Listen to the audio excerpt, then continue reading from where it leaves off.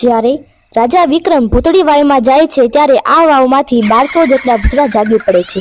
ત્યારે મા મસાણની મેલડી પ્રગટ થાય છે અને કેવી રીતે રાજા વિક્રમને બચાવે છે તે જાણીએ।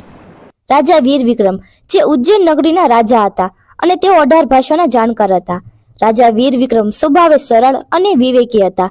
એક દિવસ રાજા વિક્રમ સિંહાસન ઉપર બેઠા બેઠા વિચારે છે કે મારે યોગ સિદ્ધિ મંત્ર શીખવું છે, પણ કેવી રીતે શીખવું? ત્યારે રાજા વીર વિક્રમને જાણ થાય છે કે આ મંત્ર કામરૂ દેશમાં શીખાય છે। ત્યારે રાજા વીર વિક્રમ રાત્રે એકલા કામરૂ દેશ તરફ નીકળી પડ્યા અને હાલતા હાલતા કામરૂ દેશના ઘોર જંગલમાં આવે છે। ત્યાં કામરૂ દેશના જંગલમાં બાબા સાધના કરી રહ્યા હતા। ત્યાં રાજા વીર વિક્રમ જાય છે અને બાબા પાસે આવીને બોલે છે, અલખ નિરંજન। ત્યારે બાબા બારીનાથ સાધનામાંથી આંખો ખોલે છે અને કહે છે, કોણ છે તું અને અહીં શા માટે આવ્યો છો? ત્યારે રાજા વીર વિક્રમ કહે છે, ગુરુ મહારાજ, હું ઉજ્જૈન નગરીનો રાજા વિક્રમ છું અને હું યોગ સિદ્ધિ મંત્ર શીખવા આવ્યો છું। ત્યારે બાબા બારીનાથ કહે છે, તું આ મંત્ર શીખીને શું કરીશ? ત્યારે રાજા વીર વિક્રમ જવાબ આપે છે, ગુરુ મહારાજ, મારે આ મંત્ર મારી પ્રજા માટે શીખવો છે। ત્યારે આ સાંભળીને બાબા બારીનાથ કહે છે, હું આ મંત્ર તને જરૂર શીખવાડીશ, પણ મારી એક શરત છે। ત્યારે રાજા વીર વિક્રમ કહે છે, હે ગુરુ મહારાજ, તમારી જે પણ શરત હોય તે મને મંજૂર છે, કહો તમે। ત્યારે બાબા બારીનાથ કહે છે, હે રાજન, કાળી ચૌદશના દિવસે ભૂતળી વાવના તળિયેથી જો તું પાણી ભરીને લાવ ને તો હું તને યોગ સિદ્ધિ મંત્ર શીખવાડીશ। ત્યારે રાજા વીર વિક્રમ ભલે ગુરુ મહારાજ એમ કહીને ચાલ્યા જાય છે। ત્યારે થોડા સમયમાં કાળી ચૌદશ આવે છે અને ફરીથી રાજા વીર વિક્રમ બાબા બારીનાથ પાસે આવે છે। ત્યારે બાબા બારીનાથ પાણી ભરવા મોકલે છે। ત્યારે શરત પૂરી કરવા માટે રાજા વીર વિક્રમ ભૂતળી વાવ પાસે આવે છે અને અંદર જાય છે। ત્યારે રાજા વીર વિક્રમ ધીમે ધીમે પાણી ભરવા માટે પગથિયા ઉતરે છે। ત્યારે 1200 ભૂતાવળ જાગે છે અને રાજાને ઘેરી લે છે અને ભૂતડાઓ રાજાને જોઈને હસે છે। છતાં પણ રાજા વીર વિક્રમ આગળ વધે છે અને તળિયે પાણી ભરવા જાય છે। ત્યારે પાણીમાં રાજા ખૂતી જાય છે અને ઘણો પ્રયત્ન કરે છે, પણ રાજા વિક્રમ બહાર આવી શકતા નથી। ત્યારે ભૂતાવળો કહે છે, હે રાજન, કેટલાય તારી જેવા રાજા આ વાવમાં આવી ગયા છે, પરંતુ કોઈ હજી સુધી આ વાવમાંથી જીવતા બહાર નીકળી શક્યા નથી, ને તારી પણ આ જ હાલત થશે। આમ કહીને ભૂતડાઓ હસવા મળે છે। ત્યારે રાજા વીર વિક્રમ તેમની કુળદેવી હરસિદ્ધિને યાદ કરે છે અને તેમનું નામ સ્મરણ કરે છે। ત્યારે રાજા વીર વિક્રમનો અવાજ માતાજી સાંભળી જાય છે અને માતા હરસિદ્ધિ અદૃશ્ય રૂપમાં ત્યાં પ્રકટ થાય છે અને કહે છે, હે વિક્રમ, તું અહીં શા માટે આવ્યો છો? ત્યારે રાજા વિક્રમ કહે છે, હે માં, હું યોગ સિદ્ધિ મંત્ર શીખવા આવ્યો હતો। ત્યારે દેવી હરસિદ્ધિ કહે છે, હે વિક્રમ, તારે અહીં આવવાની શી જરૂર હતી? જો તે મને કીધું હોત તો હું જ તને આ શીખવાડી દેત। ત્યારે રાજા વિક્રમ કહે છે, હે દેવી હરસિદ્ધિ, મને આમાંથી બહાર કાઢો માં। ત્યારે દેવી હરસિદ્ધિ કહે છે, હે વિક્રમ, આજે કાળી ચૌદશ છે અને આજ આ ભૂતળી વાવમાંથી હું તારી મદદ નહીં કરી શકું। અને આમ કહીને માં હરસિદ્ધિ અદૃશ્ય થઈ જાય છે। ત્યારે રાજા વીર વિક્રમ 64 જોગણીઓનો મંત્ર બોલીને યાદ કરે છે અને 64 જોગણીઓ અદૃશ્ય રૂપમાં પ્રગટ થાય છે અને કહે છે, હે વિક્રમ, તું અહીં શા માટે આવ્યો છો? ત્યારે રાજા વિક્રમ કહે છે, હું યોગ સિદ્ધિ મંત્ર શીખવા આવ્યો છું। ત્યારે 64 જોગણીઓ કહે છે, હે વિક્રમ, જો તે અમને કીધું હોત તો આ મંત્ર અમે જ તને શીખવાડી દેત, તારે આ ભૂતળી વાવમાં આવવાની જરૂર નથી। ત્યારે રાજા વિક્રમ કહે છે, હે 64 જોગણીઓ, મને આમાંથી બહાર કાઢો। ત્યારે જોગણીઓ કહે છે, હે વિક્રમ, આ ભૂતળી વાવમાં અમે કાંઈ નહીં કરી શકીએ। અને આમ કહીને 64 જોગણી અદૃશ્ય થઈ જાય છે। ત્યારે રાજા વીર વિક્રમ કહે છે કે આ કામરૂ દેશમાં છે કોઈ દેવી દેવતા જે મને આમાંથી બહાર કાઢી શકે? અને જો મને આમાંથી બહાર કાઢે તો હું રાજા વિક્રમ વચન આપું છું કે જે કહે તે હું કરી દઈશ। ત્યારે આ વાત માખણીયા ડુંગરવાળી મસાણી મેરડી સાંભળી લે છે અને ભૂતળી વાવમાં પ્રગટ થાય છે અને વીજળીના ચમકારે જેવા મા મેરડી પ્રગટ થાય છે ત્યાં તો 1200 ભૂતાવળ ભાગી જાય છે અને માતાજીને જોઈને રાજા વીર વિક્રમ બોલ્યા, હે માં, મને આમાંથી બહાર કાઢો। ત્યારે મા મસાણી મેરડી રાજા વીર વિક્રમને ભૂતળી વાવમાંથી બહાર કાઢે છે। ત્યારે રાજા વીર વિક્રમ માતાજીનો નમન કરીને કહે છે, બોલો માતાજી, હું તમારા માટે શું કરી શકું? ત્યારે માતાજી કહે છે, હે રાજન, તે વચન આપ્યું છે। ત્યારે રાજા વીર વિક્રમ કહે છે, બોલો માં, હું મારું વચન પૂરું કરવા તૈયાર છું। ત્યારે માતાજી કહે છે, હે વિક્રમ, મારે તારા કાળજાનો ભોગ જોઈએ છે। ત્યારે રાજા વીર વિક્રમ, જેવો તે મારો આદેશ માં, એમ કહીને કટાર કાઢીને છાતીમાં મારવા જાય છે। ત્યારે માતાજી તેમને રોકી લે છે અને કહે છે, વિક્રમ, ઊભો રહે, આજ નહીં, આવતીકાલે 14ના દિવસે ગઢ રૂખિયા મસાણમાં આવજે. ત્યારે રાજા વીર વિક્રમ કહે છે, ભલે માં ભલે. આમ કહીને ફરીથી તે ઉજ્જૈન નગરીમાં પાછા વળે છે. ત્યારે સમય જતા વાર નથી લાગતી.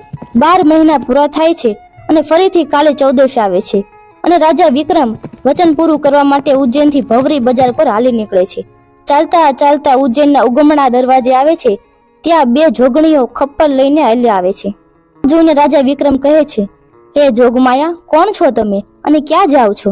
ત્યારે જોગમાયા બોલ્યા, હે રાજન, અમે તારા ઉજ્જૈનમાં જઈએ છીએ અને તારી ઉજ્જૈન નગરીની ભવરી બજારમાં 7મા માળે ઝરૂખે હાથી પગા ઢોલિયા ઢાળી સિયાવળ સૈન નામની બાઈ મારા મંત્રો પઢે છે અને આ ખપ્પર રોગના છે અને તારી ઉજ્જૈન નગરીમાં ઠાલવી નાખીશું, જેથી 6 મહિના સુધી આ તારી ઉજ્જૈન નગરીમાં માણસો મર્યા જ કરશે અને આમ તારું નગર જીવતું જાગતું મસાણ બની જશે અને આ તારી નગરી ઉજ્જડ થઈ જશે. આ સાંભળીને રાજા વિક્રમ ખૂબ દુઃખી થાય છે અને માં મેળડીને યાદ કરે છે અને રાજા વિક્રમ કહે છે, હે ખપ્પર જોગણી, જો તમે એક પગલું પણ અહીંથી આગળ ભરો ને તો તમને માં મેળડીની આણ છે. ત્યારે ખપ્પર જોગણી પથ્થર બની જાય છે. ત્યારબાદ રાજા ગઢ રૂખિયા મસાણમાં આવ્યા. મસાણના ઉગમણા દરવાજે મહાકાળી અને કાળ ભૈરવ બેઠા છે. કાળકામાં જાણતા હતા કે રાજા વિક્રમ દેવી મેળડીને કાળજો દાનમાં દેવા જાય છે અને જો કાળજો નીચે પડશે તો માતાજી ભોગ નહીં સ્વીકારે અને રાજા વિક્રમ ફરીથી જીવિત નહીં થઈ શકે. એટલા માટે મહાકાળીએ કાળ ભૈરવને માણસનું રૂપ ધારણ કરીને પાછળ મોકલ્યા અને કીધું કે હે ભૈરવ, જ્યારે વિક્રમ કાળજો કાઢે ને ત્યારે તમે ઝૂલી લેજો અને માં મેળડીને આપી દેજો. ત્યારે આ બાજુ મહેલમાં એવું બને છે કે રાજા વિક્રમને ઘણી બધી રાણીઓ હતી. તેમાંથી સાથુરા નામની રાણી ઘણી ચતુર હતી. તેને થયું કે મારા સ્વામી કાળી 14ના દિવસે ક્યાં જાય છે એ મારે જાણવું છે. તેની ખાતરી કરવા રાણી સાથુરા પુરુષનો પોશાક પહેરીને હંસલા ઘોડો લઈને નીકળી પડ્યા. ઘોડાના ડાબલા જેવા સપરા નદીમાં પડ્યા ત્યાં બાબા બારીના તપસ્યામાંથી ઊભા થાય છે અને બાબા મંત્રો બોલીને પાણીની અંજલિ છાંટીને ઘોડા શીખી રાણીને પથ્થર બનાવી દે છે. આ બાજુ રાજા વિક્રમ મસાણમાં આવ્યા અને સામે માં મેરડી ઊભા છે. માં મેરડીનું રૂપ વિકરાળ હોય છે, વાળ છૂટા હોય છે અને આ રૂપ જોઈને કોઈ પણ માણસ બી જાય તેવું તેમનું આ રૂપ છે. છતાં પણ રાજા વિક્રમ સામે ઊભા છે અને રાજા વિક્રમ કહે છે, હે માં, હું મારું વચન પૂરું કરવા આવ્યો છું. ત્યારે માં મેરડી કહે છે, હા વિક્રમ, લાવ મારો ભોગ. ત્યારે રાજા વિક્રમ કટાર કાઢીને છાતીમાં મારે છે અને કાળજું કાઢે છે. ત્યાં જ કાળ ભૈરવ, જે માણસના રૂપમાં પથ્થર પાછળ છુપાયેલા હોય છે, તે દોડીને કાળજાને ઝીલી લે છે. ત્યારે માં મેરડી ક્રોધિત થઈ જાય છે અને કહે છે, કોણ છો તું? ત્યારે કાળ ભૈરવ તેમના અસલ સ્વરૂપમાં આવીને કહે છે, હે દેવી, હું કાળ ભૈરવ છું. મને મહાકાળીએ આદેશ આપ્યો છે કે જો રાજા વિક્રમનું કાળજું નીચે પડી જશે તો રાજા વિક્રમ હજીવન નહીં થાય. એટલા માટે હે દેવી, આ કાળજું ઝીલવા મને મહાકાળીનો આદેશ છે. લાખ મરજો પણ લાખના પાલનહાર ન મળતા. ત્યારે મસાણી મેરડી કહે છે, હે કાળ ભૈરવ, તમે આ કાળજું રાજા વિક્રમની છાતી ઉપર મૂકી દો. ત્યારબાદ કાળ ભૈરવ રાજા વિક્રમની છાતી ઉપર કાળજું મૂકી દે છે અને માં મસાણી મેરડી ફરીથી રાજા વિક્રમને હજીવન કરે છે. રાજા વિક્રમ હજીવન થાય છે અને 2 હાથ જોડીને માતાજીને નમન કરે છે. માતાજી કહે છે, હે વિક્રમ, હું તારી ઉપર પ્રસન્ન છું. ત્યારે રાજા વિક્રમ કહે છે, હે માં, તમે મારા મહેલમાં પધારો. ત્યારે માતાજી કહે છે, હે રાજન, સોનાની ખાદુડી છરી બનાવ અને તારા સિંહાસન પર મેલ ને ડાક વગાડીને મારા વધામણા કર. જો તારા મહેલમાં કંકુના પગલા પડે ને તો માનજે કે તારા મહેલમાં મેરડી આવી હતી, અને જો મારા બોલ ખોટા પડે ને તો હું માખણિયા ડુંગરની મસાણી મેલડીનો કહેવાઉં. રાજા વિક્રમ મહેલમાં આવીને જોવે છે પણ સાથુરા રાણી ક્યાંય જોવા મળતા નથી. ત્યારે રાજા માં મેલડીનું સ્મરણ કરે છે. ત્યારે આ બાજુ માં મેલડી રાજાનો રૂપ લઈને બારીનાથ પાસે આવે છે અને કહે છે, બારીનાથ, બહાર નીકળ. ત્યારે બારીનાથ બહાર નીકળે છે અને વિચારે છે કે કોઈ મનુષ્યની એવી તાકાત નથી કે મને આવી રીતે લલકારી શકે. આ જરૂર કોઈ અદૃશ્ય શક્તિ લાગે છે. ભલે કોણ છે એ હું હમણાં જાણી લઉં.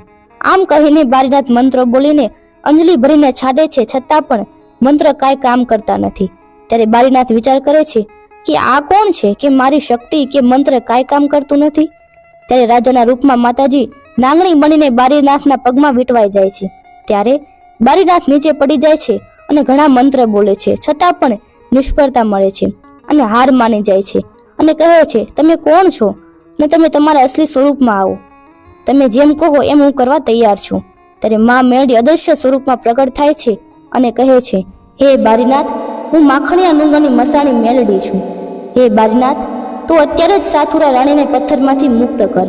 ત્યારે બારીનાથ કહે છે, હે દેવી, જેવો તમારો આદેશ. ત્યારબાદ બારીનાથ મંત્ર બોલીને સાથુરા રાણીને પથ્થરમાંથી મુક્ત કરે છે. ત્યારબાદ રાણી મહેલમાં આવીને રાજા વિક્રમ પાસે માફી માંગે છે. બીજે દિવસે રાજા વિક્રમ ડાક વગાડીને માતાજીના વધામણા કર્યા અને સોનાની ખાંડુડી છરી સિંહાસન ઉપર મેકીને વધામણા કર્યા. ત્યારે માતાજીના કંકુ પગલા પડ્યા અને માં મેલડી ઉજ્જૈનમાં બેઠા. ત્યારબાદ ખપ્પર જોગણીઓ ત્યાંથી અદૃશ્ય થઈ ગયા. ત્યારબાદ રાજા વિક્રમે સિયાવર સેણને પકડીને દંડ આપ્યો અને આ રીતે રાજા વિક્રમે પ્રજાનું રક્ષણ કરવા ઉજ્જૈનમાં માં મેલડીનું મંદિર બંધાવ્યું અને ઉજ્જૈનમાં રાજા વીર વિક્રમની કીર્તિ વધી. મિત્રો, જો તમને આ વિડીયો ગમે તો અમારા વિડીયોને લાઈક કરો, સબસ્ક્રાઇબ કરો અને ગમ્યો હોય તો શેર જરૂરથી કરજો. જય માતાજી.